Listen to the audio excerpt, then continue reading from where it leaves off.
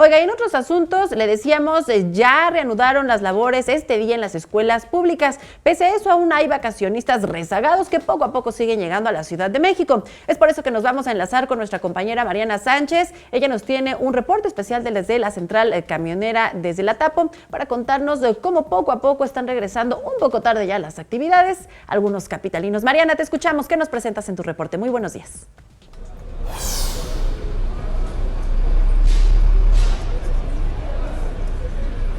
Hola Alejandra, buenos días. Nos encontramos en la terminal de autobuses de pasajeros de Oriente, en donde, como podemos ver, siguen llegando los vacacionistas después de esta temporada vacacional. Nos encontramos con la familia Franco. Hola, ¿qué tal? Muy buenos días. Buenos días.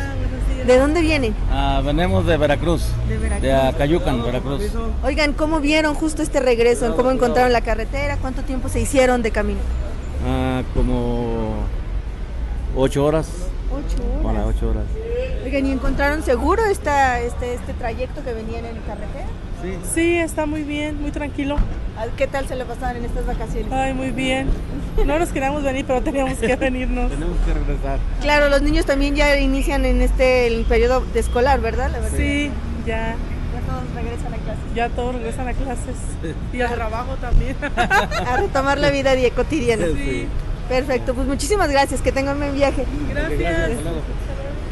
Bueno, Alejandro, te comento que pues continúan llegando las personas a esta terminal, a esta temprana hora, y como bien te recuerdo, la Secretaría de Comunicaciones y Transportes reiteró una serie de consejos para quienes van a conducir, los cuales pues bueno, ayudarán a retomar bien el camino de los vacacionistas. Entre ellos se encuentra respetar los límites de velocidad, utilizar el cinturón de seguridad, evitar el uso de teléfono celular y, claro, por supuesto, no ingerir bebidas alcohólicas o algún tipo de enervantes mientras se conduce.